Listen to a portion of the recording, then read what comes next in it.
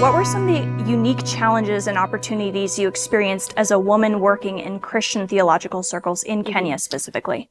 So my experience actually working with the seminaries has been more out of Kenya than in Kenya. And of course, as you know, that theological education is more male dominated. And so when I started working for ACTI, I was the only lady who sat in the council as the executive administrator for ACTI. And so many a times when you would have the meetings and the chairman would say, gentlemen. And me. Yeah, and somebody will say, I think we have a lady in the room. So it was very easy to be forgotten. And the reason why I'm bringing it out of Kenya into the African context is because my challenges have been faced around Africa and not only Kenya. Couple of times, as I said, I do the assessment of institutions, and I tend to also look at the finances and the audited accounts, which is people are very uncomfortable.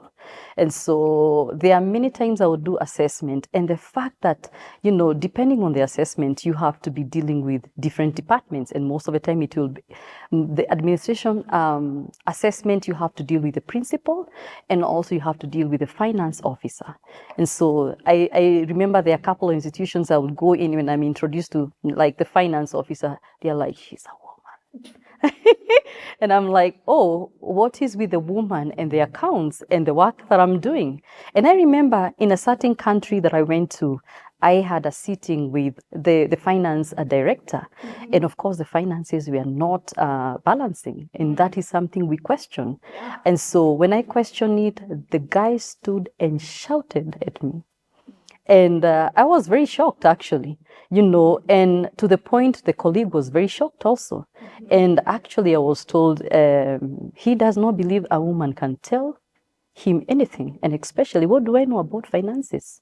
And so, because it was much of a trend in that specific country, I had to be very careful, you know, how I deal with them. Sometimes I'll have to also ask for help. But I have to say, it was also a moment of learning, you know, learning from where they're coming from. Because sometimes people have perspective and how they see people, depending on how they grew up, how they were told women are. Still continuing, I have to say. I mean, a couple of women I have had along the way still dealing with that. But at least I was able to talk. And by the time I left the institution, we were very good friends with a gentleman, you know, and he actually got time to say, oh, you do know your finances. I said, well, that is what I've studied, you know. Other challenges that you find, because my work consisted of lots of traveling. I was spoiled by the men, you know, they will carry my bag, they'll buy me lunches and dinners. I mean, The one time when you like sink into your ladiness, you're like, oh, this bag is so heavy. It's like, where are your luggages? And then they would protect me, you know, like their own, you know. Where is she? We need to protect her. And honestly, I really feel protected among them. There are many who encouraged me along the way, and they were proud of my achievements, and so they will cheer me on. Even now, as I take my PhD, there are lots of men who are supporting me and challenging me. Sometimes also the challenges that will come in is when depending, and in the theological world, sometimes when you're working, and especially now, I'm not a pastor, but I'm working in the office, and I'm under the theological education. The assumption is most of the time you're there to serve tea. And I love our first meeting with women in theological education, which happened, I think, in 2023 in Kenya, where we had about 27 countries represented. All women came in. And the first thing that they said was like, they see us as, you know, office tea makers, you know. And so sometimes your opinions or your ideas are not really taken seriously. It's probably, oh, Ariana is here. Ariana, are you going to give me a cup of tea? And so it can be a bit insultive, I have to say. And so it takes grace for you to just take it in and ask the Lord to guide you how to respond to that. And the prayer that they see you as actually as, you know, at par with them and not really inferior or under them. And so those have been a couple of challenges, but I have to say there has been joy of working with men. The encouragement part, as I said, they have been actually my cheerleaders. I take this. During this season of Theo Global, I have had at least more than 3 men who have sat with me, prayed with me, which has been awesome. You know, how are you, Flo? How are you doing? We are praying for you. What are the challenges? And encouraging me, you know, and, you know, giving me the tips because, I mean, they are PhD holders. They've gone through, Yeah. and most of them have also taken their PhD in the US, and just telling me, you know, when you've just done your paper and you're so tired, you need a break, just take a walk, you know. You can tell they're deeply concerned. And so I choose to take up the joys because there are lots of joys with working with them. That's great. Yeah, and something that I noticed you said that's actually really a cool tie-in to a guest that we'll have later on this season.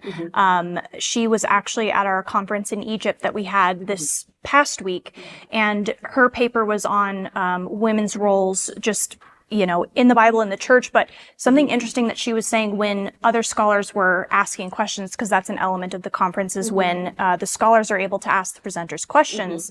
She was arguing that her argument wasn't a matter of feminism, you know, and that was interesting that you brought it up. It's like, it's not a matter of feminism. It's just, what are the gifts and talents that God has gifted us? It's not about what do I think I deserve to do in this world. It's beyond the cultural word of feminism. I think a lot of people confuse that Confuses now. it, because actually I mentioned to one person yesterday, and I said, oh, look, I have this paper that I'm writing on. So these are the questions I have. And the person said, I hope you didn't become a feminist. And I said, it's got nothing to do with that. Yeah. If you don't include other women in the ministry, it's like flying a bird with one wing, which becomes very difficult. So you have to include the other wing, and when the bird flies with both, then it goes actually far, and it's able to actually meet its mission. And so I'm a believer that both of us, men and women, have to work together and fly together with this mission and what we have been called for. And so it's not competition, actually. It is just how the Lord created us, because the Lord did not create us out of the competition. It was actually for man and woman to work together. And when they work together, great things happen.